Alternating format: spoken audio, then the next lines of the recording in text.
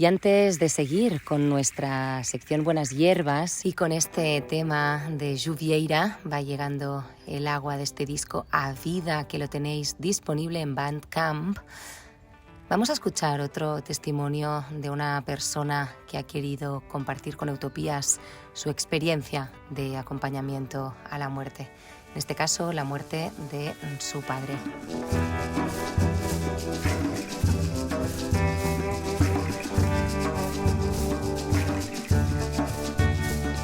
Hola, buenas.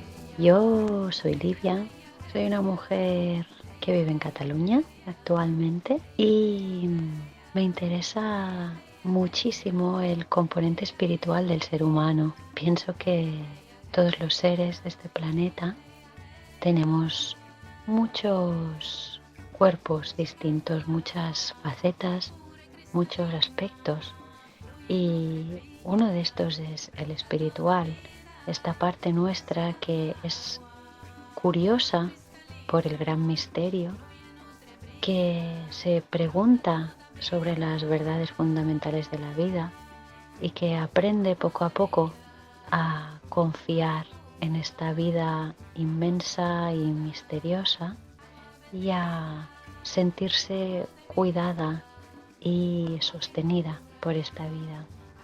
Para mí la espiritualidad tiene que ver simplemente con experimentar la presencia de algo mayor que nuestro pequeño yo y también tiene que ver con darle un sentido a todo lo que vivimos, porque todo lo que vivimos tiene un sentido, tiene un porqué, tiene un para qué.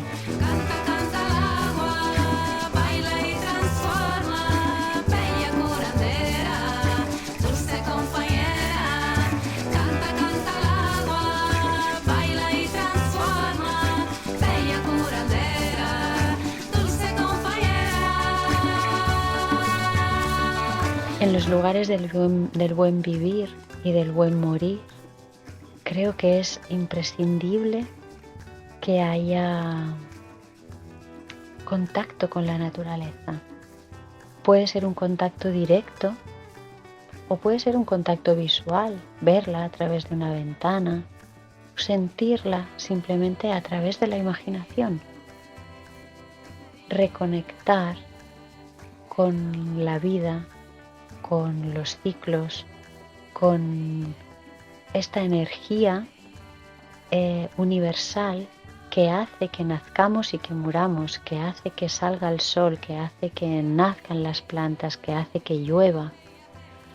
Conectar con la totalidad de la existencia y ampliar nuestra mirada para salir de este yo pequeño en el que estamos constreñidos y poder abrir las puertas del espíritu es algo que nos libera profundamente y nos permite de nuevo hacer este camino hacia el gran misterio. Hace unos meses, empezando en junio del 2023, tuve la oportunidad de acompañar a mi padre en su proceso de morir. Para mí ha sido una de las experiencias más importantes, más valiosas y más maravillosas de toda mi vida. Mi padre llegó a mi casa, nuestra casa. Compartimos con mi compañero, mis 2 hijas. Mi padre llegó aquí con la idea de quedarse un día o 2, pero al final se quedó 9 meses. Y lo pudimos acompañar hasta su último suspiro. Y la experiencia, el proceso, porque es un proceso, al final morir es un proceso, no sucede generalmente en un momento. Es una sucesión de hechos y de estados que nos van llevando a la disolución y a la muerte. Pues todo este proceso para mí ha sido una píldora concentrada de emociones y de aprendizajes Cada momento ha sido muy valioso. Algunos han sido realmente conmovedores, momentos en los que hemos podido hablar de cosas muy profundas, nos hemos podido decir lo mucho que nos queremos, nos hemos podido despedir desde la lucidez. Y también han habido momentos muy difíciles en los que yo me he sentido sobrepasada por las circunstancias, siendo la única cuidadora y estando mi padre muy enfermo, sin poderse levantar de la cama. Pero todas las situaciones que hemos vivido juntos, ahora mirando atrás, y en ese momento también las he sentido absolutamente valiosas. Incluso el entrar en terrenos muy íntimos de limpiar a mi padre cuando él no se podía mover, darle la comida, organizar pues su dinero, sus cuentas, sus contactos, sus temas pendientes.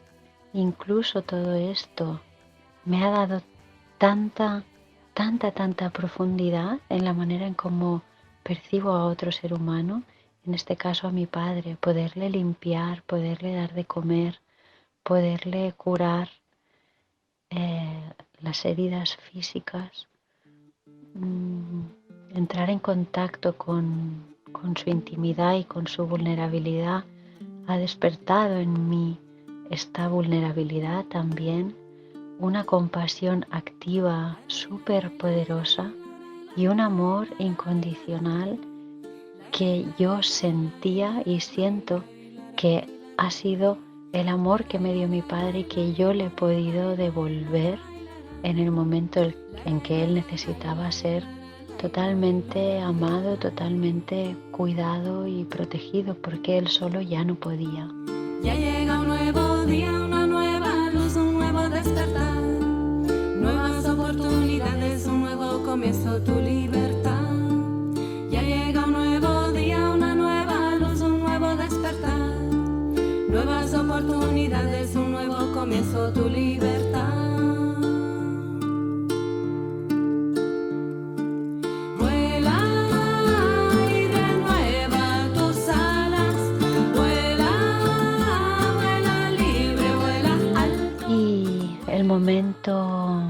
Los últimos días, por cosas de la vida, acabamos en el hospital cuando la idea era que él pudiese morir en casa, pero tuvimos que ir al hospital por un dolor muy fuerte, inesperado, que apareció.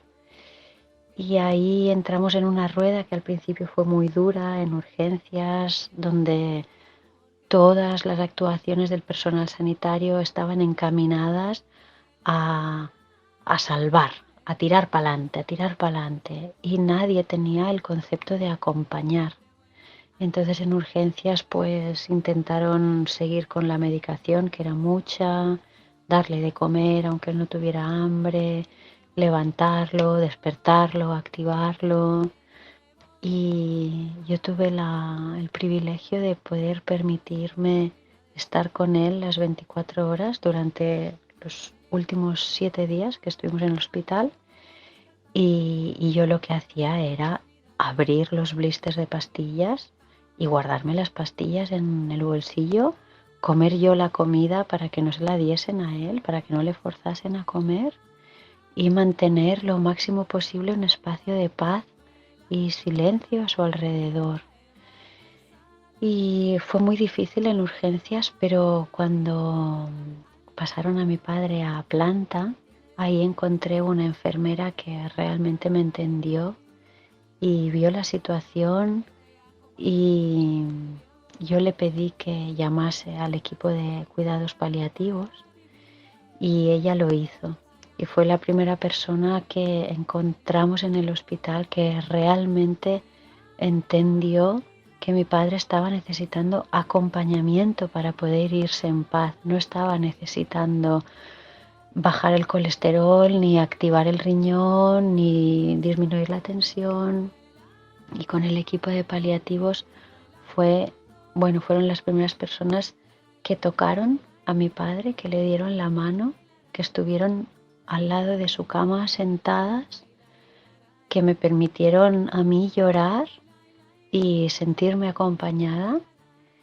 Y con ellas empezamos el proceso de las curas paliativas, que consistió en retirar toda la medicación, en retirar la comida y empezar a dar morfina para que mi padre no sintiera nada de dolor.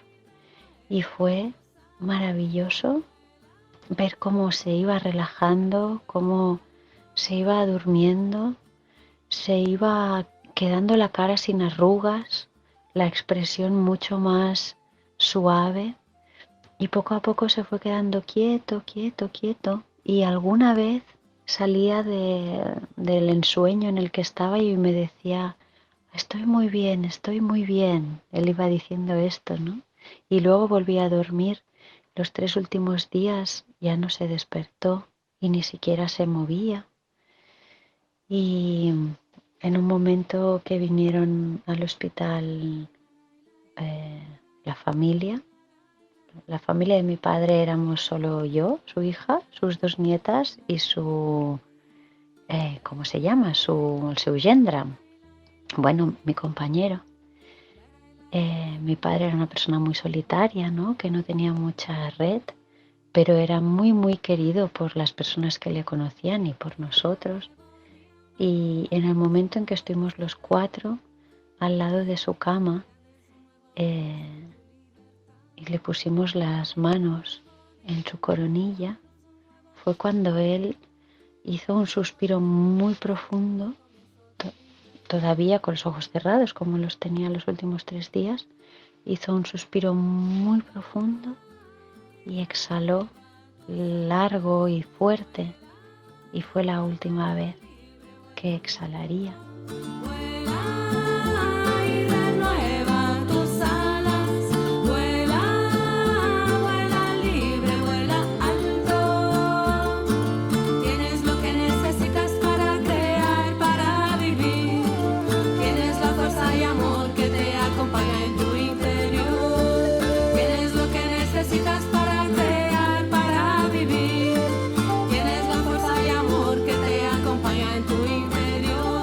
Y así como nosotros nos pudimos despedir de él, él también se despidió de nosotros, y se despidió rodeado de amor, de cuidado, de paz. Todo a su alrededor en esa habitación traspuaba tranquilidad y armonía. A pesar de estar en un hospital, tuvimos la enorme fortuna de encontrar personal que entendió esta necesidad de acompañamiento y permitieron que yo estuviese ahí acompañándolo las 24 horas, porque realmente fue un acompañamiento profundo. Yo no sé, casi no dormí, pero no lo necesitaba, porque en ese momento estaba tan conectada con el amor y la compasión que eso me alimentaba y me hacía estar descansada. Para vivir, tienes la fuerza y amor que te acompaña en tu interior. Tienes lo que necesitas para crear, para vivir. Tienes la fuerza y amor que te acompaña en tu interior. Me gustaría compartir mi visión de la necesidad urgente, apremiante de transformar nuestra visión de la muerte como sociedad, como conjunto. Creo que es fundamental educar en la confianza en la vida y educar también en el tener presente la muerte. En el budismo se habla siempre de la muerte como nuestra gran amiga, porque es gracias a que la recordamos, que sabemos que está a nuestro lado, que podemos vivir la vida intensamente. Entonces, tenemos que cambiar, revisar nuestra visión de la muerte y transformarla en algo que nos haga más libres y más capaces de amar.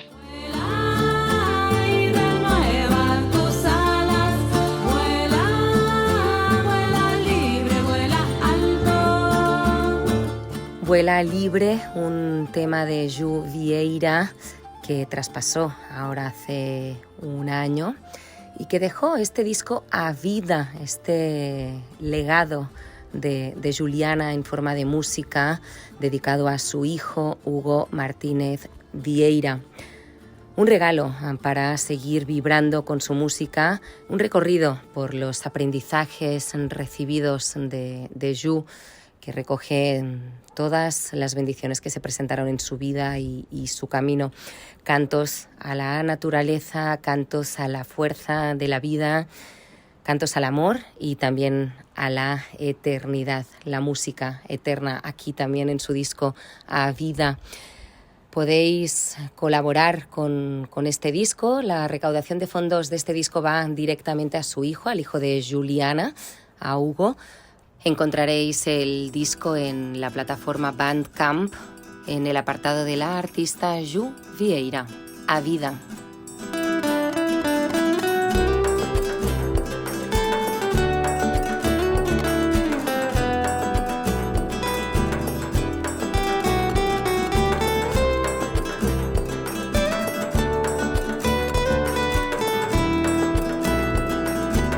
El barco de Utopías llega al Parque Natural de Collserola, a un puente sin fin. Allí nos encontramos con Karma. Ella sufrió un accidente cerebrovascular y tuvo una experiencia cercana a la muerte que la llevó a querer dedicar su vida a acompañar a otras personas a morir bien.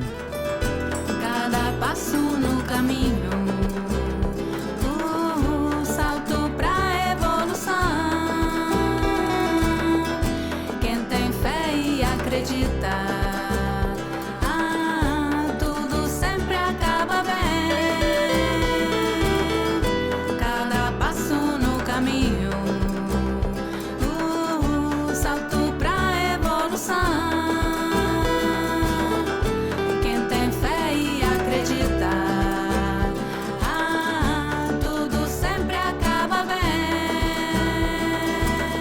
Pues aquí estamos con Karma, en este lugar tan bonito, en el Pantà de Vallvidrera, uno de los pocos lugares, Karma, donde puedes llegar en silla de ruedas. Y estamos en este puente en el que, como nos contabas antes de que nos sentáramos a hacer esta entrevista, es un lugar en el que acompañas a gente en sus duelos, un lugar al que vienes a meditar. Karma, buenas tardes, ¿cómo estás? Hola, buenas tardes. Encantada de estar contigo y compartir aquí. En este capítulo de Utopías estamos hablando de los lugares del buen morir y a través de una amiga muy querida, Esther, ella nos presentó y pudimos hablar y me gustó mucho lo que compartiste conmigo y quería que a través de Utopías también lo pudieras hacer, Karma. ¿Cómo serían para ti los lugares del buen morir? Serían esos lugares donde se pudiera hacer honor a esa persona y la vida que ha tenido. Si acaso el reconocimiento de lo que es la muerte nos lleva también a reconocer qué es la vida y a valorar la muerte, también nos acerca a valorar nuestras vidas, ¿no? Si acaso también podríamos todos pensar conjuntamente en nuestra cultura y en la actualidad, sobre todo en la cultura urbana y en la actualidad, de qué manera estamos viviendo y de qué manera quisiéramos despedirnos de esta vida. Entonces, cómo acompañar ese final de vida y dónde, pero sobre todo el cómo, porque el dónde a veces se puede elegir y a veces no tanto como tampoco siempre podemos elegir dónde queremos vivir, ¿no? Más o menos, pero sí cómo, sí el cómo. Y si acaso es tan importante ese final que es como trascender ya hacia otro punto, como el inicio. El inicio, es decir, nacemos, siempre contamos con cómo nacer, cómo ser acompañados en el nacimiento, tanto la madre como el ser que viene. Pues de alguna manera también cómo hacer sentir acompañado a aquel ser que se va y a los que están alrededor de quien se va, ¿no? Si hay alguien que acompaña sea familiar o quienes están en ese entorno. ¿Por qué no hablamos de la muerte? Es un tema que, como dice la gente, es tabú y quizás también nuestra cultura le ha dado la espalda. Ahora, todas las civilizaciones y todas las culturas han tenido siempre una conciencia de los elementos de la vida, la celebración de la vida, propiciar incluso la celebración de la vida, pero en todas las culturas había también una celebración de ese tránsito de la muerte y ritualizar y acompañar. Y nuestra cultura actual está en cierto modo a veces enajenándose de muchas conexiones de lo importante en el vivir y en el buen vivir, y también por tanto de lo importante en el morir y en el buen morir, porque hay también la posibilidad que nos planteemos cómo queremos morir. Es un tema que duele, por eso existe el duelo, ¿no? Es un tema que duele, pero que en otros momentos de nuestra historia o en otros ámbitos, incluso en la cultura rural aquí mismo, ha sido más presente. Sí que se ha podido estar hablando y sí que no se ocultaba tanto la existencia de la muerte o del deterioro o de la posibilidad del final. Entonces, esto que se podía ver más en el mundo más conectado con la naturaleza, con los ciclos de la vida, con ver los animales, también sus ciclos, que son más cortos que los nuestros. Todo esto se ha como amagat, se ha escondido un poco no se traduce en que la gente lo hable con normalidad o sin normalidad, pero que lo comunique, que lo exprese. Y por supuesto tampoco en la educación. Es de estos últimos 20 años que se está haciendo más trabajo al respecto. Cuando entrevistamos a personas que tienen a bien compartirnos sus utopías, pues lo hacemos porque tenemos ganas de inspirarnos, de inspirar a la gente que nos escucha a que pues, es posible caminar nuestros sueños. Entonces, Karma, a mí me gustaría preguntarte cómo te empiezas tú a vincular con todo este tema del duelo, cómo morimos, del cómo acompañamos, del resignificar la muerte. En tu caso, ¿cómo fue? Si quieres compartirlo con nosotras. Desde niña que he tenido un poco el contacto abierto a esto, porque en mi casa tampoco hubo tanto tabú, sí que se nos habló, quizás por estas historias familiares como de orfandad de mi madre, no se me ocultó, se podía tener presente. Y después yo viví muy tempranamente las muertes traumáticas y dolorosas de personas como que no tocaba, ¿no? Por edad o así. Entonces no era, para empezar, un tema tabú, como en otros casos. Yo sí que me permitía preguntar, sí que podía hablar, que muchas veces hay educadores o papás, etcétera, que si un niño pregunta, pero cuando eres niño eres curioso, es un tema que se aparta, ¿no? Que no se habla, sí que podía hablarlo.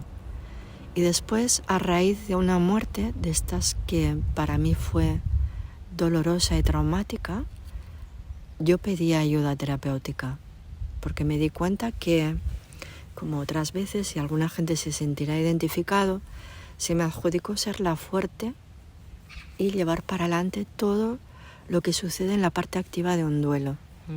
Recoger, hacerte a cargo de cosas. Por ejemplo, en este caso quedó un niño, un bebé, ¿no? Y había toda una expresión del dolor interno de esa pérdida que era complicado poder manejar. O yo me daba cuenta que tenía limitaciones. En el momento en que yo fui ayudada terapéuticamente con esto, fui ayudada no solo por alguien profesional, sino que además también entramos desde una línea del budismo en buscar un espacio interior, en un estado de samadhi, como de paz, al comprobar por mí misma la gran gratitud, ¿no? El beneficio de poder recibir un acompañamiento para procesar esto. También se abrió para mí la posibilidad de, pues tiene importancia, ¿no? Poderlo acompañar. Y después el resto ha sido un viaje como en tantas cosas en mi caso, como sincronías, otros dirán casualidades. Y me fue llevando también, las cosas se fueron conectando. Mi mamá me había regalado un libro de Elizabeth Kubler-Ross, La rueda de la vida. Ella ha publicado más cosas, La muerte un amanecer, una mujer espectacular como investigadora de cosas de lo humano y de la muerte. Y por miles azares acabé vinculándome a una asociación que trabaja esto, el acompañamiento al duelo, y a la vez y casi simultáneamente con el grupo que trabajaba la muerte dentro de la coordinadora de entidades budistas. Ujú. Y digo esto porque el budismo ha sido una de las filosofías que no ha dado espalda al tema de la muerte, sí que no, lo asume y forma parte del proceso de enseñanzas. Por ahí empezó, ¿no? Me vi conectada a estos dos, digamos, sí, serían dos partes del camino. Ujú. Uno el acompañar a morir y el otro el acompañar los procesos del duelo. ¿Cómo lo haces? O sea, ¿cómo acompañas? De hecho, la cuestión está en que casi siempre estamos de una manera u otra acompañando, más o menos conscientemente, con más o menos capacidad de proceso interno o recursos, ¿no? Entonces sería como haber trabajado internamente los propios duelos y la propia experiencia cercana a la muerte, que en mi caso yo sí viví en un tiempo, ¿no? No fue una cosa de das una charla, un cursillo y ya sabes, no, es un proceso que ha sido largo, que fue de años. Entonces eso va como capacitando internamente a poder estar presente con ese otro ser o personas en lo que vaya aconteciendo. Entonces, digamos que casi todo el mundo intenta acompañar desde algún lugar, pero básicamente es estar en un estado de escucha, conseguir un estado de escucha, de contemplación y de observación de qué está sucediendo ahí, porque no siempre se puede identificar o nombrar con palabras, ¿no? Hay cosas que tienen un registro físico, químico, biológico, que también aprendimos a observarlo, desde una postura de una pelvis, una respiración, a algunas cosas que no son tan traducibles, pero que si aprendes ese trabajo de autoobservación y de contemplación, pues lo puedes después llevar a estar con el otro. Eso por el acompañamiento a la muerte. También hay el acompañamiento a la persona que se está yendo, como el acompañamiento a quienes están en ese entorno, que es súper importante. Tú nunca vas a sustituir ni suplir la figura de un familiar, una pareja o los amigos más íntimos, pero sí que puedes estar acompañándoles a ellos en lo que decidan o te vayan, entre comillas, manifestando, ¿no? Para mí son importantes todas estas fases de la vida relacionadas con la muerte, y más estando en este puente, lo comentabas tú antes, es como que el tiempo es otro aquí en este espacio, ¿no? El puente de la vida a la muerte y de la muerte a la vida es lo mismo al final. Entonces, podríamos estar hablando horas contigo, Karma, pero la verdad es que me interesa mucho intentar poner palabras a lo que más nos cuesta. Cuando ya la persona ha muerto, ¿qué posibilidades hay de despedir el cuerpo material de las personas en la sociedad donde vivimos? Por ejemplo, aquí en Cataluña. Bueno, aquí se ha conseguido algunas cosas ya en torno a la muerte digna, en el sentido de poder decidir y poder manifestarlo en el propio sistema de salud, o a través de notaría o con seres afines, ¿no? El cómo quieres morir y qué se quiere hacer después de la muerte. Entonces, eso está establecido, ha costado mucho. O sea, asociaciones para trabajar la muerte digna y temas que se tuvieron que barajar y dialogar en su momento con consellería. Hay muchas implicaciones ahí porque vivimos en una sociedad que está un poco medicalizada al respecto. Y también está como muy pautado este tiempo, ¿no? De cuántas horas puede estar, por ejemplo, un cuerpo antes de ser llevado a una incineradora o algo así. Y depende de las tradiciones o de tu espiritualidad, tienes también una serie de, digamos, de anhelos de cómo ha de ser. Claro, necesitas y esto legalmente se tenía que respetar. También se hacía pues un poco como cosas pactadas o habladas, ¿no? Los más cercanos, cuando todo está medicalizado, son en general personal sanitario, enfermeras que están ahí. Y muchas veces son ellas las que hacen un trabajo informativo de acompañamiento. También es verdad que el personal que está en los tanatorios también están ahí como muy formados. Cada vez más se ha ido incluyendo una asistencia incluso psicológica. Pero, por ejemplo, en la asociación en la que yo he estado vinculada durante años, ya eso es algo que teníamos en cuenta. Teníamos que estar apoyando y haciendo un trabajo de talleres y de todo con el personal sanitario, con los PADES, con las personas de paliativos y también las personas que trabajan en residencias de personas mayores. Están continuamente afrontando duelos, pérdidas, la muerte, ¿no? Es decir, es como muchas vías, tiene que haber una parte legalizada, tiene que haber una parte consentida, una parte informada y formada. Y, por ejemplo, si hablas con enfermeras de paliativos, etcétera, ya han ido recibiendo mucha formación al respecto, pero igualmente al SICAL necesitan un poquito el support, el apoyo de otras personas, ¿no? Que hay momentos que es como... En general nos planteamos que estaría muy bien generar más redes de apoyo, igual que hay grupos de ayuda mutua para trabajar los duelos. La red de apoyo más cercana con cómo tú quieres fallecer y qué se hace después de tu fallecimiento, ¿no? Eso es importante, poderlo establecer, poderlo hablar, poderlo decidir, que tengamos esta libertad, en cierto modo, de elegir la muerte como hemos elegido cosas en la vida, ¿no? Y legalmente sí que se ha de trabajar algunos aspectos todavía. Recordar que no todas las muertes son tan predecibles, ni todas las muertes están así como pautadas en puedo decidir si llevo a un equipo de paliativos a domicilio o puedo decidir si va a ser hospital.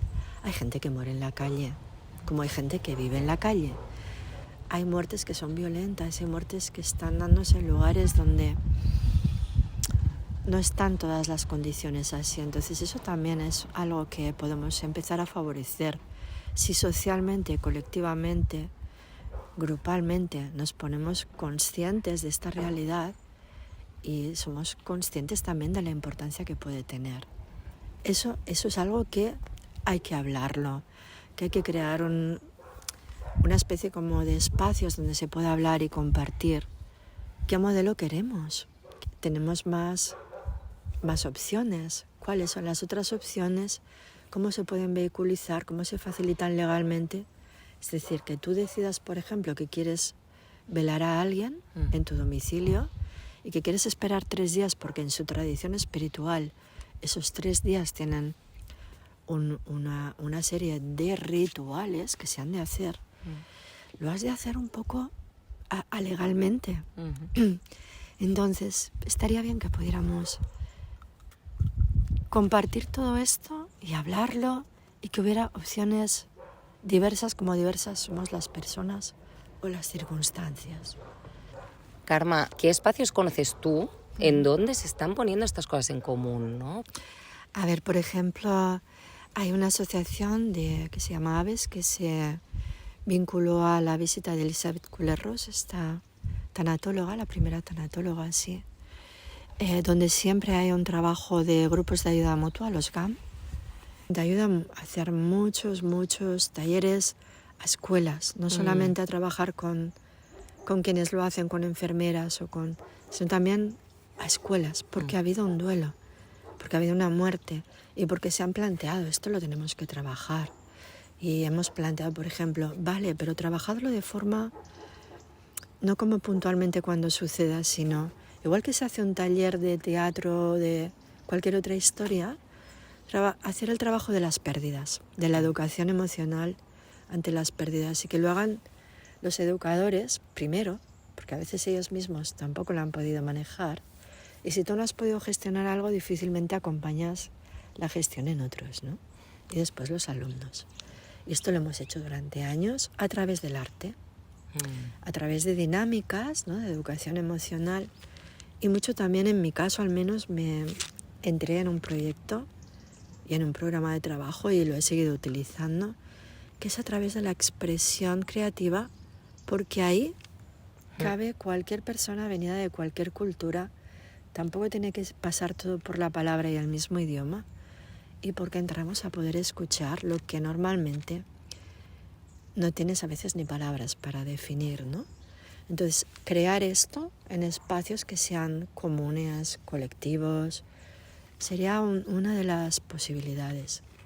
Después, con la muerte concreta, hace muchos años que parte de los que estamos más vinculados a esto, tenemos un gran anhelo de que se vayan creando los hospices, o llamémosle como sea, como casas donde se esté sintiendo la calidez de ese final de vida, donde ese final de vida sea acompañado de una manera digna, amorosa, cuidada, y que no tenga que ser precisamente hospitalizada o en domicilio. A veces se puede establecer, pero a veces ni siquiera.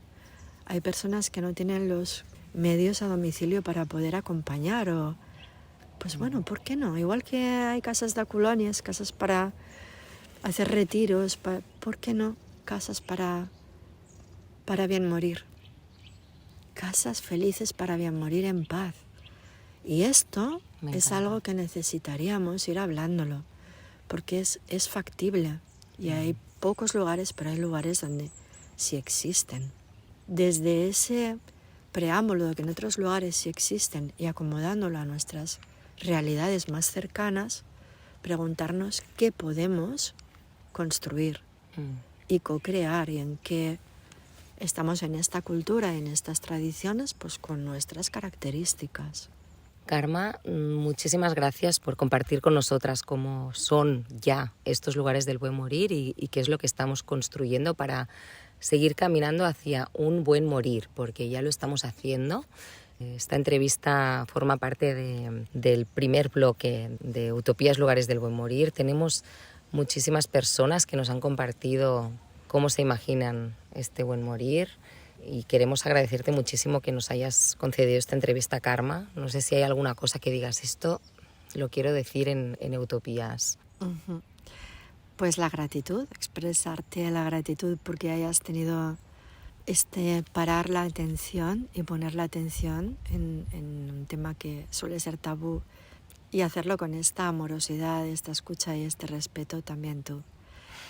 Y bueno, esto es lo que puedo decir al final, es que lo más importante es que podamos sentirnos cercanos unos a otros y conscientes unos con otros y unos de otros. Si esto lo seguimos cultivando, pues lo podemos llevar a donde queramos. Al cultivo de la tierra, al cultivo de las personas, de la educación y también del acompañar a los tránsitos. Al final somos parte de este entorno que nos rodea, de esta naturaleza que nos hace también de espejo, ¿verdad, Karma? De qué es la vida, de qué es la muerte también. Estabas hablando antes de las hojas que caen de los árboles, entonces pues sintiéndonos parte de esta vida, podemos también sentirnos parte de esta muerte. Así es. Antes te decía esta metáfora del puente que no lleva aparentemente a ningún lado, pero nos está acercando. En este mismo lugar tan inspirador estamos con todos los elementos, incluso el aire, que lo estamos oyendo aunque no se ve. Esto es también parte de lo que ocurre en la muerte. Hay cosas que no ves, pero se sienten, existen, ¿no? Aunque no las veas. Y estamos viendo también los cambios en lo cíclico que tenemos acá. Tenemos un pantano que está vaciado porque no hay agua. Entonces hay algo así como el agua, que es la fuente de la vida, va y viene. Tengamos presente la importancia de la fuente de la vida. Tenemos las raíces de estos árboles que quedan al descubierto y que nos están mostrando algo que, mira, curiosamente, si estuvieran bajo el agua igual no las hubiéramos visto, pero las vemos. O sea, todo tiene un sentido, cada proceso tiene un sentido, todo tiene un sentido. Si estamos conectados internamente y con lo que sucede, con lo que ocurre, con nuestro entorno, con el otro, al final, antes o después, vamos a ser capaces de aceptar la vida, los ciclos, los tránsitos y de ponernos en esa consonancia, con que todo tiene algún sentido. Vivámoslo. Muchas gracias, Karma.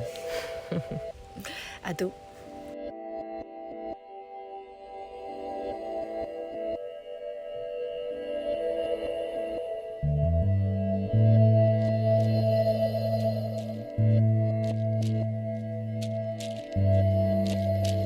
buenas hierbas.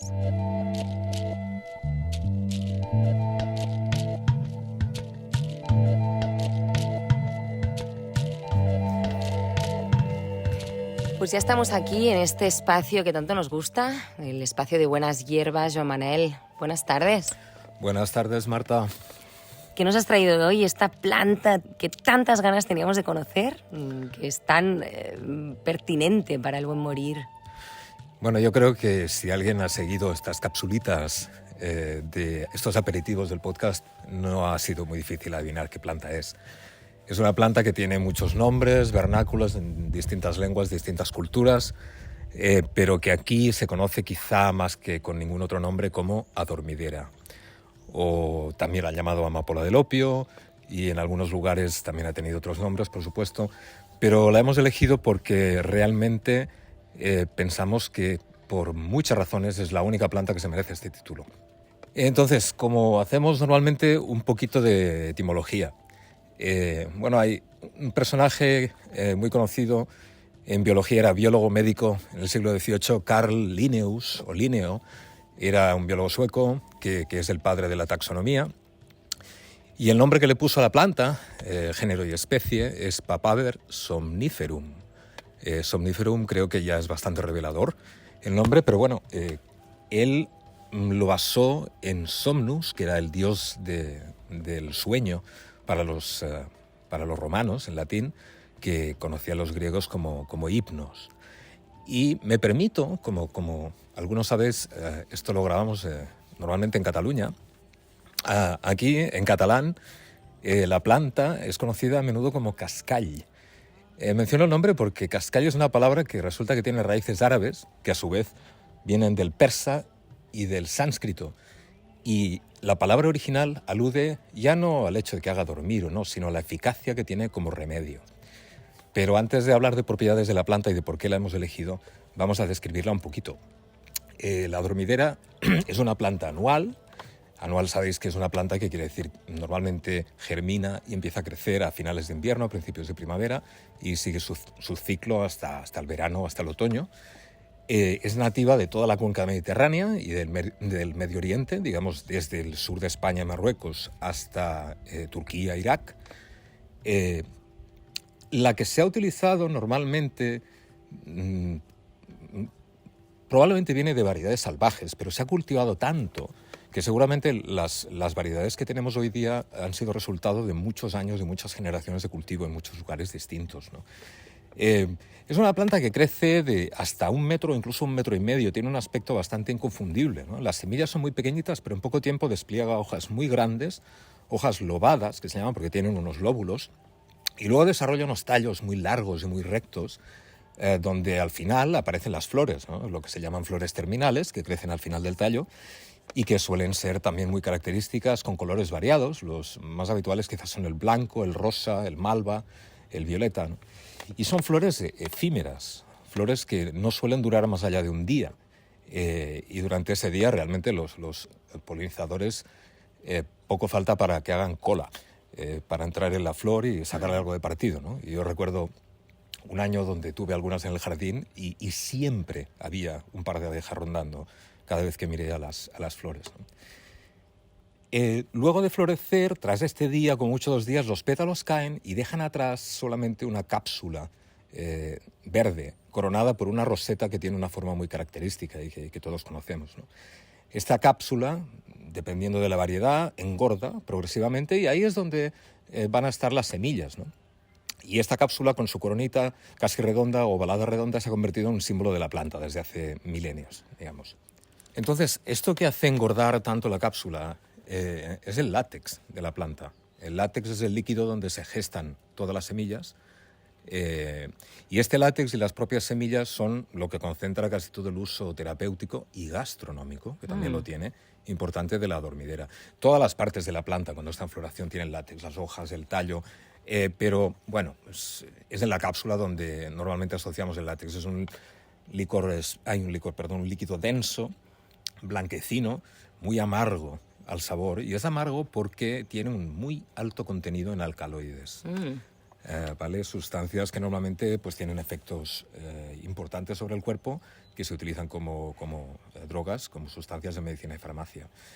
Y en este látex de la dormidera hay, pues, no sé, decenas, probablemente más de 40 alcaloides diferentes, pero los más conocidos, que a todo el mundo le suenan si no los conoce, y usados de forma terapéutica, son la codeína, que ha sido base de la mayoría de jarabes contra la tos durante siglos, y especialmente la morfina, que es el analgésico natural más potente que conocemos y podríamos decir también el sedante natural por antonomasia. Aquí hemos dicho que la planta también se llama la amapola, o la llaman la amapola del opio. Entonces, para diferenciarla con la amapola, para quien pueda tener dudas, la amapola es normalmente bastante más pequeña, tiene hojas más largas y estrechas, mucho más dentadas, el tallo más corto y las flores tienen un color característico rojo intenso, ¿no? Y las capsulitas, una vez las flores pierden los pétalos, son también más pequeñas, se suelen quedar en forma ovalada, no son redondas. Y aunque también producen látex, como precursor de las semillas, no tiene, o apenas tiene, solamente en trazas a veces, ni codeína ni morfina. Tiene otro alcaloide, la amapola tradicional, que se llama roeadina, y que también se usa en medicina herbal, pero de una forma mucho más moderada. Digamos, es un sedante mucho más suave que la amapola del opio.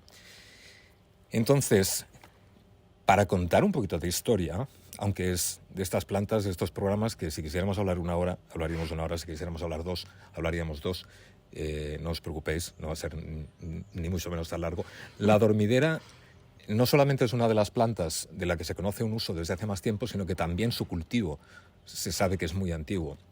Hacía mucho tiempo que se sabe que en la Mesopotamia antigua, entre el 3000 y el 4000 a.C., la conocían bien y la utilizaban. Pero es que más recientemente incluso hemos encontrado pruebas de que la cultivaban pueblos del Neolítico en la Europa continental. Y en la Europa continental incluso lejos de la costa mediterránea, en sitios como en Suiza o el sur de Alemania, ¿no? Esto es muy significativo porque, es decir, si en el Neolítico ya la estaban cultivando, aunque fuera a partir de semillas salvajes, ¿no? Quiere decir que ya tenían un conocimiento importante de lo importante que era para ellos la planta y que hacía tiempo que estaba esta planta en la vida de la gente, ¿no? Entonces, una cosa que sorprende es que nosotros asociamos la dormidera, el opio y sus alcaloides a un uso médico y artillería pesada, digamos, algo que se considera sustancias muy fuertes que en nuestro contexto raramente se utilizan, lo que dejaría perplejos seguramente a los médicos de la antigüedad. Pero lo curioso es que en la antigüedad este uso médico de la planta no era la primera cosa que venía a la mente. Los sumerios llamaban a la dormidera Gil-hul. Gil-hul, esto significa más o menos literalmente la planta de la alegría o la planta de la felicidad. Gil, que es esa alegría o esa felicidad, era el nombre que le daban al opio, que es el látex que se recoge de la planta. Ese látex que, bueno, luego lo comentaremos, es la fuente pues, de casi todo el potencial médico que tiene. Esto es sorprendente, ¿no? Aunque la planta se utilizaba por temas médicos desde por lo menos el Antiguo Egipto. Sabemos que en el Antiguo Egipto hay crónicas de cirugía, y en cirugía, pues el opio, junto con otras plantas como la mandrágora, por ejemplo, se utilizaban para fabricar los primeros anestésicos, las primeras sustancias que se daban a alguien antes de una cirugía. A pesar de ese uso médico, los textos más antiguos que tenemos no prestan mucha atención al uso médico de la dormidera y del opio. Se veía la dormidera principalmente como un vehículo para uso placentero, para uso recreativo y a veces como un artículo, digamos, de primera necesidad. Entonces aquí creo que es más fácil leer que intentar citar a Antonio Escotado, que es probablemente el divulgador más importante sobre sustancias psicoactivas y sobre drogas de la literatura española, que en su libro Aprendiendo de las drogas, voy a leer un trocito, adelante, dice, está hablando de la historia del opio, habla de Roma, dice, sin embargo, el opio y las harinas fueron las únicas mercancías subvencionadas por el Estado romano para impedir fluctuaciones de precio. Y este fármaco fue siempre tan accesible a la plebe como lo es hoy la aspirina. De hecho, el opio fue la aspirina de su tiempo. Un censo del año 312 aclara que en la ciudad de Roma había 793 tiendas dedicadas a distribuir el producto. 793 tiendas. Y que el impuesto sobre la venta del opio proporcionaba el 15% de la recaudación tributaria global del imperio. Con la crisis económica del Bajo Imperio, dice que había esperar que la hacienda pública aumentara su presión fiscal, pero el edicto de Diocleciano sobre precios, siglo III estamos hablando, muestra que el opio sigue siendo una de las pocas mercancías exentas de aumento. Tan interesante como esto, resulta que ningún texto griego o romano hable de adicción al opio. Los únicos adictos conocidos de la época son los alcohólicos, mientras que el hábito de comer opio se equipara al de ingerir otros alimentos, hacer ejercicios corporales determinados o acostarse y levantarse a alguna hora específica. El cambio acontece al entronizarse el cristianismo. Pues a partir de entonces, no solamente el opio, sino las demás sustancias psicoactivas clásicas, beleño, mandrágora, belladona, marihuana, hongos, etc., caen bajo el estigma genérico de plantas infernales y preparaciones diabólicas, al mismo tiempo que el vino, reverenciado ya por el Antiguo Testamento, pasa a glorificarse como sangre del Redentor. La represión de los usos religiosos, recreativos y medicinales del antiguo catálogo farmacológico supuso destruir sistemáticamente tratados de toxicología que simbolizaban el mundo pagano. Antonio Escotado, aprendiendo de las drogas, usos y abusos, prejuicios y desafíos. En este caso, Joan Manel, del editorial Anagrama, de esta colección de compactos. Muy recomendable este libro. Gracias también por esta referencia importante, Antonio Escotado. Entonces, bueno, me gustaba citar esto porque creo que representa más que lo que pudiera contar yo, mejor que lo que pudiera contar yo, cómo la perspectiva que tenemos sobre la planta y sobre los derivados de la planta han cambiado radicalmente desde tiempos clásicos, y no solamente desde la época de los romanos, ¿no? Sino que realmente desde, digamos, es a partir del siglo XIX y de las guerras del opio, particularmente entre China y potencias occidentales, principalmente la corona británica, donde comienza a cambiar el signo de las cosas, ¿no? Pero esto es un tema que se nos escapa mucho. Entonces, por volver un momento a la antigüedad, y cuando los médicos empezaron a hablar, o los libros empiezan a hablar de las virtudes del opio obtenido de la dormidera, es bueno, a partir de los primeros siglos de nuestra era, que sí se describe al opio como una sustancia pacificadora y capaz de causar una cierta hibernación, digamos, de ralentizar el metabolismo, de ralentizar el ritmo de funcionamiento del cuerpo.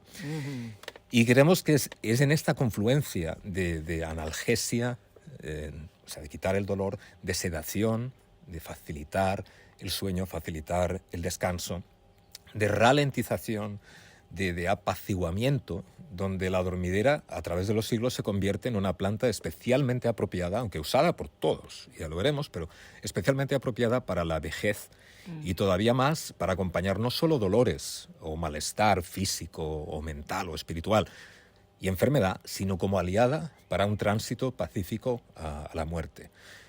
Quitar el dolor, calmar el espíritu, ayudar a dormir, son virtudes que cualquiera quisiera en una planta paliativa, una planta que se utiliza en cuidados paliativos, o en una planta adecuada para la eutanasia.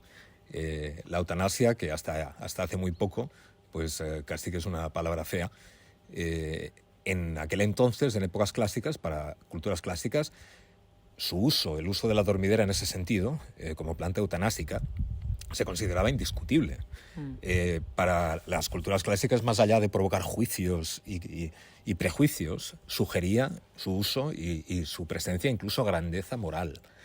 Las razones por las que esto dejó de verse así, decíamos, van más allá del tiempo que tenemos, pero todos los grandes médicos hasta casi nuestro siglo, hasta el siglo XIX, consideraban al opio y la dormidera como la última sustancia, la última planta de la que querrían tener que prescindir en su práctica, ¿no? Y seguramente estarían desconcertados, por no decir escandalizados, si vieran cómo ha cambiado esta percepción en nuestra cultura durante el último siglo.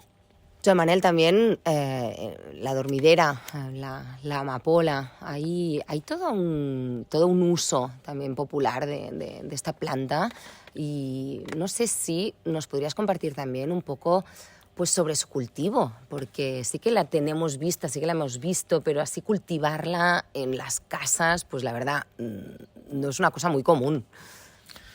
Hablaremos de eso también, pero sí, para poner en contexto el uso popular, más allá del uso médico, ¿no? De la morfina y de todos sus derivados sintéticos y no, como analgésico por antonomasia, ¿no?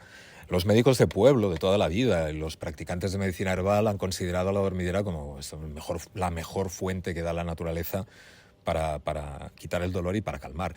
Casi que en todos los territorios donde crece ha habido usos durante milenios con diferentes fines. Desde una clave popular, principalmente lo que se utiliza, más allá del látex, aunque no es muy difícil de procurar tampoco el látex de la planta, lo que se suele utilizar son las cápsulas enteras secas, ¿no? Que son casi como pequeños sonajeros cuando están secos, donde están todas las semillas de la planta, que también se han utilizado, lo sabemos en repostería, por ejemplo. Es muy habitual, ¿no?, que las semillas de amapola estén encima pues, de pan, de bizcochos, galletas, cocas, que decimos aquí. Entonces, en uso popular, lo más clásico es que una o dos de esas cápsulas se hiervan en agua. Se prepara una decocción con las cápsulas que se toman con diferentes propósitos, ¿no? El más conocido, como ya decíamos, es como tranquilizante y como sedante, pero también para aliviar inflamaciones, exceso de secreción en el estómago o en otros órganos, ¿no? El uso como analgésico a partir de las cápsulas es algo menos eficaz comparado con el látex y sus preparados, ¿vale? Básicamente la razón es que el látex, en el momento en que la planta está madura pero no todavía ha producido las semillas, es cuando la concentración de principios activos es más alta. Eso no quiere decir que no haya alcaloides, que no haya morfina o codeína u otras sustancias de las semillas, pero suelen estar en cantidades bastante más pequeñas. Aunque no hay duda de que si uno prepara una infusión lo bastante concentrada con capsulitas de adormidera, pues va a conservar esas propiedades analgésicas hasta cierto punto. Un té preparado con un par de cápsulas, simplemente hervidas durante poco tiempo o virtiendo agua caliente sobre las dos cápsulas y dejándolo reposar como cualquier otro té herbal, es calmante, ayuda a descansar, ayuda a dormir. Hay un uso que en realidad es mucho más seguro de lo que la mayoría podría suponer debido a en parte a la demonización que ha recibido la sustancia, ¿no? A mí me ha pasado, ¿no?, hablando de la planta, que alguien dice, oye, pero esto no, si yo me tomo un té con una cápsula de adormidera no me va a generar adicción, no voy a tener problemas, no es peligroso. Y yo solamente deciros que, tirando de uso popular, en mis notas y libros encuentro que esta infusión de cápsulas de adormidera no solamente se ha preparado para los adultos, sino también para los niños, para ayudarles a dormir o a relajarse si están hiperactivos, o para aliviar dolores de dentición. Se preparaba una decocción de las cápsulas, se mojaba un pañito y se le daba al niño para que lo mascara o lo mordiera, y eso le calmaba los dolores en el momento de salir los dientes o ayudaba a relajarse antes de ir a dormir. Hay informes incluso de el uso de baos a partir de la infusión muy caliente, de ponerse encima de la infusión con la boca abierta para dejar esos baos entrar en la boca para aliviar el dolor de muelas, por ejemplo, ¿no? Pero no solamente calmar el dolor o relajar, sino que, como comentábamos antes, la tos o los resfriados y los catarros también han sido algo que se ha tratado muchas veces con cápsulas de adormidera. Una infusión también hecha hirviendo 2 cápsulas medianas o una cápsula grande, tomado a lo largo del día, alivia muchísimo algunos síntomas de catarro. Otro uso es, debido a que es una planta y algunos de sus compuestos son astringentes, es una planta excelente para cortar diarreas. Lo mismo, una infusión tomada o incluso mezclada con almidón o con otras sustancias astringentes y aplicada de forma tópica o aplicada en lavativas, es de lo más eficaz que hay para cortar en seco una diarrea debido a la causa que sea. Otra cosa es que, evidentemente, las causas de la diarrea se tengan que tratar de otra forma, pero lo que es el síntoma, la adormidera es muy eficaz. Se han usado emplastos, también preparados con harinas u otras cosas para aliviar inflamaciones de la piel. El aceite de las semillas se ha utilizado para aliviar la carraspera, la afonía, para suavizar la voz rota por tos, por irritación de garganta. El aceite de semillas de amapola es muy eficaz. Y lo curioso es también que a dosis más bajas, y es algo que he podido comprobar, de hecho, más de una vez, la primera me sorprendió mucho, con dosis suaves tiene propiedades más bien estimulantes, más bien tónicas. Recuerdo una vez en casa de unos amigos que alguien me ofreció tomar un té con una capsulita de adormidera por la mañana, A mí me parecía un contrasentido porque digo, bueno, esto me va a tranquilizar, me va a relajar. Es un gran tónico para pensar, para la actividad intelectual a dosis moderadas, pero pensé que no iba a ser muy productivo tomarlo a las 9 de la mañana y sin embargo no, sin embargo me resultó más estimulante que otra cosa, ¿no? Esto vuelve a traer una vez más la máxima de que solo la dosis hace de algún veneno y además ya no solamente la diferencia entre veneno y medicina, sino que el espectro de efectos que algunas plantas poderosas tienen es sorprendentemente variado, desde lo estimulante a lo sedante hasta, en dosis muy altas, por supuesto, provocar una depresión respiratoria o un coma e incluso matar, aunque es mucho más difícil de lo que algunos piensan, ¿no? Solo la dosis hace de algo veneno. Esto es una nota que resaltamos. Y no sé si tienes a bien compartir 4 cositas sobre el tema del cultivo, porque pues claro, nos interesa toda la relación, todas las temáticas que envuelven a la planta, evidentemente. Pero pues el cultivo también pues nos interesa para ver si podemos de alguna manera pues ser también autosuficientes en este sentido. La lástima, Marta, es que tenemos que decirlo, con la ley en la mano, cultivar adormidera es ilegal. La adormidera es una de las pocas plantas que en la mayoría de países de Occidente, y esto incluye a España, que es muy interesante porque España es uno de los principales productores mundiales de adormidera. El cultivo de adormidera, estamos en un país donde realmente las condiciones climatológicas son ideales y hay varias farmacéuticas de las primeras que nos pueden venir a la cabeza que tienen plantaciones de adormidera en España. Sin embargo, si yo planto adormidera y por supuesto esto trasciende y alguien se entera, pues me podrían denunciar y yo podría acabar teniendo una causa penal por cultivar adormidera, ¿no? Entonces esto hay que decirlo. Eso no quiere decir, por supuesto, que su cultivo, como se suele decir, entre comillas, con fines ornamentales o para utilizarla de una forma que técnicamente sale de los límites de lo que se considera peligroso, pues sea perfectamente asumible y de hecho es una planta muy fácil.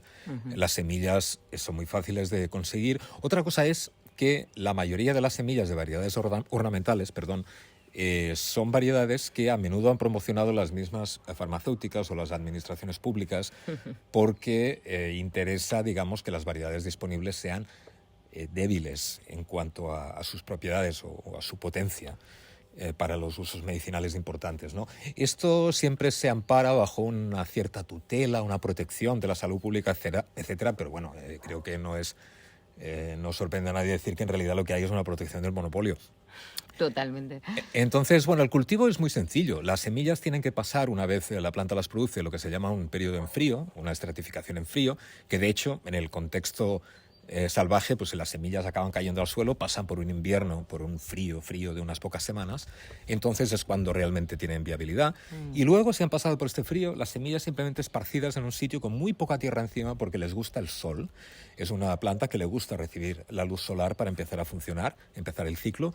Germinan con mucha facilidad. De hecho, es importante después, quien lo pruebe alguna vez, sea con una variedad o con otra, que estas semillas, una vez germinan, hay que aclarar un poco el cultivo, lo que se dice, hay que quitar algunas de las plantas, porque si no hay demasiadas plantas creciendo en poco espacio y no crecen igual, aunque estén en un terreno mullido y rico, no crecen igual que si están un poco más espaciadas. Entonces esto es importante. Por lo demás, planta que quiere sol, planta que agradece tener nutrientes, pero que tampoco está desesperada por tenerlos. Es una planta que podemos encontrar en algunos sitios, crece de forma salvaje, en poblaciones muy bonitas, en márgenes de caminos, en zonas, en pedregales incluso. Entonces es una planta que crece con bastante autonomía y que en un momento dado puede ser en nuestra latitud hacia mayo, a veces hacia junio, pues empieza a producir estos tallos largos y estas flores francamente bonitas al final de los tallos. Y cuando las flores caen, cuando los pétalos caen, la cápsula que queda detrás durante unos días empieza a engordar. Y para quien quisiera, por supuesto no podemos recomendarlo desde aquí, por las razones legales que decíamos antes, para quien quisiera cultivar el látex, pues normalmente el método es hacer, cuando las cápsulas ya están suficientemente engordadas, digamos, antes de que se sequen en absoluto, hay que practicar unos pequeños cortes en la cápsula. A veces esta cápsula se corta, digamos, al atardecer o a primera hora de la mañana, y luego incluso se curva un poco el tallo para favorecer que el látex y los líquidos bajen a la cabeza de la planta y se acumulen allí. Y si lo hemos hecho por la noche, a la mañana siguiente encontraremos que estas lagrimitas de color blanco que aparecían allí pues se han endurecido o se han escurecido. Y esto sería para quien quisiera realmente preparar analgésicos o preparar láudano o algo parecido, ¿no? Pero las capsulitas secas, que se secan en la misma planta, que no hace falta hacer nada con ellas, simplemente dejarla, cultivarla, o sea, sembrarla, dejar que crezca, que florezca, que haga todo su ciclo, y pasado incluso a finales del verano, entonces podemos cortar con unas tijeras estas capsulitas que sirven para decoración floral, arreglos, sirven para sacar semillas y para adornar o para condimentar muchas comidas, incluso pues bueno, repostería sobre todo y panadería, y también las podemos utilizar como infusión para algunos de los propósitos que decíamos antes, ¿no? Entonces, para acabar, digamos que nos gustaría, como no, romper una lanza en favor del conocimiento, de la información, ahuyentar un poco al miedo. Por supuesto, no va a ocurrir absolutamente nada malo porque uno tome una infusión con un par de cápsulas secas de adormidera. El único riesgo podría aparecer, por supuesto, si uno toma una cantidad muy importante de esto en muy poco tiempo, o si durante muchos días, y no estamos hablando solo de 2 o 3 días, sino durante como mínimo una semana, tomar infusiones cargadas de cápsulas de adormidera podría empezar a generar un poco de tolerancia. Lo que quiere decir que el cuerpo se habitúa a la sustancia y entonces a la hora de dejar de tomarla podría haber síntomas un poco desagradables, un poco de comezón en la piel o un poco de estreñimiento incluso. Pero fuera de esto no hay ninguna razón para no tenerla presente, para no cultivarla, para no tenerla a mano, como habrían hecho todos los médicos hasta casi nuestra época contemporánea, y para no intentar sustituir un poco nuestra actitud pasiva, poco educada en la responsabilidad. No es quizá culpa nuestra, es nuestra cultura. No hay razón para no intentar ir un poco más allá de esto, aprender un poco más sobre la planta, conocerla, cultivarla y probar que realmente no tiene cuernos de rabo, no es un demonio y probablemente es uno de los mayores regalos que podríamos tener a mano para alguien que está a punto de morir. Joan Manel, muchas gracias por toda esta información tan completa como siempre en Buenas Hierbas. Nosotras, pues sabes que nos encanta pues probar todo lo que nos indicas, así que en unas horitas estaremos haciendo esta infusión y te compartiré en lo personal qué es lo que pasa.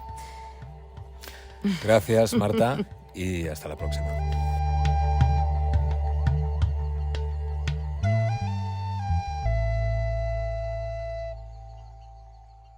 Utopías, lugares del buen vivir.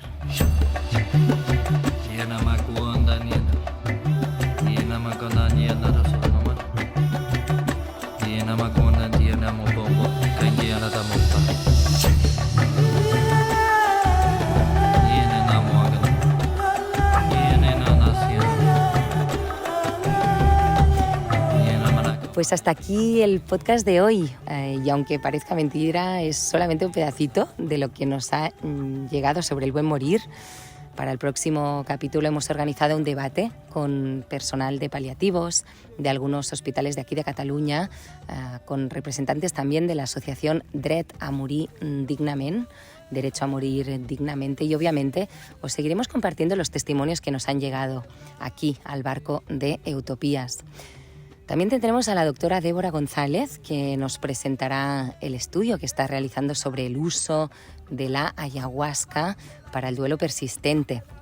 Y recordaros que podéis hacer vuestras aportaciones para que Utopías siga navegando los lugares del buen vivir. Lo podéis hacer a través de PayPal, paypal.me/utopías, a través de Patreon o también a través de Bizum, una nueva modalidad para los que usáis este medio. Contactadnos también a través de nuestro correo electrónico utopiasbuenvivir@gmail.com. Saludos, abrazos, apapachos de quien os habla, Marta Espurna.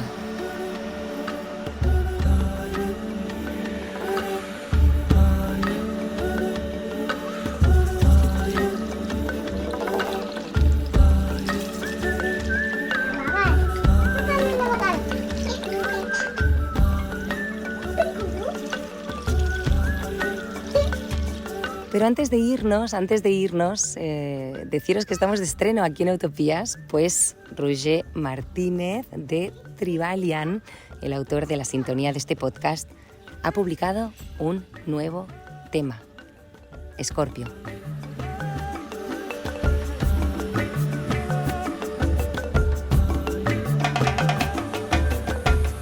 Hola Marta y a todas las habitantes de Utopías. Muchísimas gracias por este espacio para presentar la canción de Escorpio que hemos hecho junto con Narek, ahí poniendo sus guitarras y su magia junto con las percusiones y voces de Tribalian. Es una canción que nos hace mucha ilusión compartir por todo lo que significa para nosotros la energía de Escorpio, que es ese misterio, esa introspección, ese viaje desde lo profundo, desde lo oscuro, y poder sacarle jugo a todo ese viaje interior. Y bueno, es lo que proponemos con esta canción. Creo que tiene una buena pizca de trance para bailar y sacudirse todo lo que necesite ser sacudido, inspirar eso, una introspección y una liberación de toda esa energía que hay a veces contenida, ¿no? por dentro y que tan bien sienta cuando la logramos bailar, cuando la expresamos así con el movimiento y transmutamos ahí, ¿no? Creo que es algo muy característico de la energía de Escorpio. Le llamamos Escorpio al final porque tanto Narek como yo nacimos en este mes. Justo de hecho hoy es mi cumpleaños, así que me hace especial ilusión también compartirlo.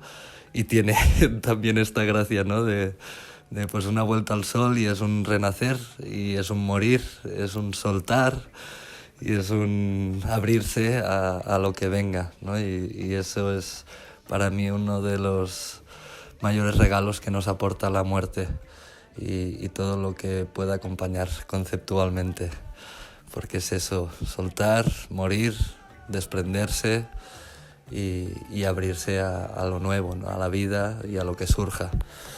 Así que súper agradecido y súper contento de poderos presentar Escorpio, que la podéis encontrar en todas las plataformas, en el canal de Tribalian de Spotify, y confiando que os guste, que os vibre, que la podáis bailar y sentir en lo más profundo, que la compartáis si os gusta.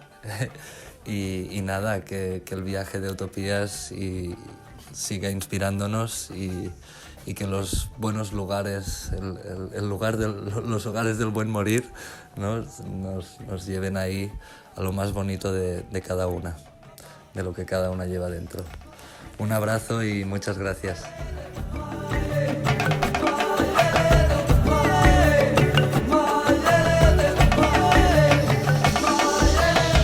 Molts anys, en Roger, feliz cumple, feliz vuelta al sol, feliz renacimiento. Gracias por poner música a nuestro barco, gracias por compartir este estreno mundial de Escorpio. Y ahora sí, a bailar, a dejar ir y a disfrutar de este temazo. Nosotras seguiremos navegando los lugares del buen vivir. ¿Te subes al barco?